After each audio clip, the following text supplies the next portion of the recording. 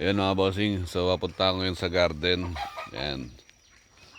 So 7 o'clock in the morning, nakapagpakain na ako ng mga alaga nating mga manok. And then, tumila naman na yung ulan at wala na yung fog. So yan. Papunta ako sa garden dahil meron akong tinatapos na project ko doon. So, nag-aangat ako ng mga lupa para mabaliktad ko yung mga lupa nung garden natin. So matagal ko na kasing di ginawa yun, no? So 5 years tanim lang ako ng tanim. Ngayon ko lang naisipan na solo flight nga tayo, wala tayong pang labor. So kailangan tayong magtiyaga. Sisipagan na lang natin at tiyaga. Yeah. Yan, so ito yung fish pan na malabo ang tubig. Ano, may nahuhuli pa naman ako dyan. Maraming hito yan sa kadalag. So kailangan kong tanggalan ulit ng tubig yan. Marami pang tilapia yan. Yan. Para ano, para hindi sila perwisyo sa mga fingerlings, no? So pagka nagka-budget ako, lalaglagan ko ulit yan kasi sayang nung area. So medyo may kamahalan na rin kasi ang feeds ngayon. So dati 600 lang yan, ngayon 1.2 yata. Ang isang sako 25 kilos lang. So saglit lang yun. Grabe yung tinaas, no? Di ba? Ayan. So akyatin to, medyo nakakahingal din. So ito na ang pinaka-exercise ko. Ito na yung routine na ginagawa ko every morning. Ito yung pinaka-exercise talaga natin. Yan. May lalang pasok ngayon, February 25, no? So EDSA day. Diba? Kaya dito tayo sa garden maghapon. So di ako naghatid ngayon sa estudyante natin. Ayan, kasi yun, 6 o'clock umaalis na kami, 6:30. Oh. So, nagbitbit na ako ng kape. Dito na ako magkakape. Tignan nyo. Oh. So, nakakailang ano pala ako habang malambot ang lupa. So, 2 days na. Nung kala ko summer na. Di pa pala.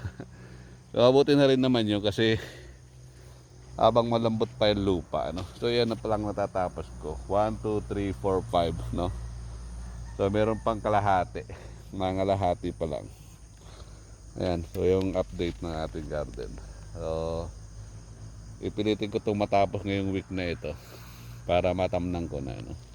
So okra yung tatanim ko para magkaroon ng crop rotation, no? So manumbalik ulit yung lupa. Diba? Mahirap din talaga magbukid, no? Lalo na solo flight ka. So mga gawain na ganyan, medyo mahirap. Di naman talaga ako tunay na magsasaka. So magsasakahan lang tayo. Nagpapanggap. Di ba? So ito na yung pinili kong trabaho, no? Dito sa magbukid kasi mas gusto kong gumagawa ng ganyan. Gusto kong magtanim talaga. Yan. Kaya tayo nagpapakahirap dito. So maganda rin naman kasi may pera din sa gulay talaga. So papatamaan mo lang at maganda yung resulta. Magkakapera ka talaga. Nga lang talaga sipag lang at tiyaga, ano? Ngayon tinatangali ako, nag-upload pa kasi ako ng mga videos ko kasi full memory na ako. So ito, nagsisave ako, nagbabackup ako dun sa external memory ko, no? So in-upload ko dati yan, yung external memory na yon. So kakaroon ako violation, di ko alam. So ano sabi is branded daw. So di tinanggal ko na lang. Bayae pa nga. Maganda rin kasi yun kasi 1 terabyte na. So itong cellphone ko kasi is 256 na, punong-puno na. And then yung memory upgradable to up to 1 gig to. 1 tera itong aking cellphone. Yan. So 1 tera linagay ko. Kaya kasi dami dito, yung kasama yung mga picture ng video ng anak ko, mga graduation niya, di ko pa nga napopost. Marami akong ipopost. So lalong natatambakan, may mga daily, marami akong bagong videos na katulad nito, bago na naman, di ba? February 25, 2026, no, walang pasok EDSA Day, no. So yan yung update natin. So, dito lang muna ako sa garden maghapon. And then magkakape muna. Yan. So napuyat ako kagabi. 12 o'clock na ako nakatulog. Dahil nga pinipilit kong mabawasan tong memory ko nitong cellphone ko. Nabagal na, no. At the same time nag-upload din ako mga video. So yan, di ba? Oh, lalagyan ko na lang ng ano yan, ibabaw. Huli ko na lang yung manure niyan. So, para tipid-tipid. Kasi kaunti na yung ipot ko, yung chicken manure. Mga 10 sako na lang yata. Baka di umabot na. So, didirekta seedling ko naman yan, yung okra. Maganda pa ang presyo ng okra ngayon. So, tama-tama lang yan. Mas maganda nga bumaba para ang sunod yan is tataas ulit. So, matagal-tagal pa ito kasi marami ito. Hirap talaga kasi hindi naman talaga ako tunay na magsasaka.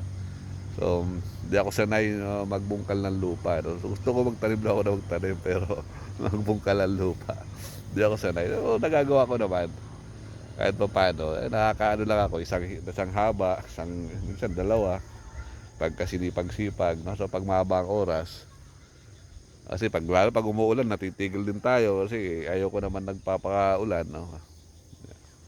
Ganun lang, matatapos din yan, di ba?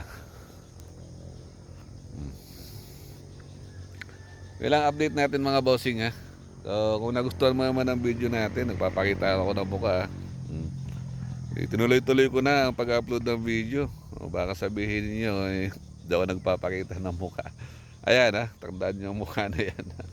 So yan, kung nagustuhan niyo ang aking video, paki-like naman and share. And subscribe na rin kung para tuloy-tuloy tayo, no? Thank you and God bless po sa atin lahat.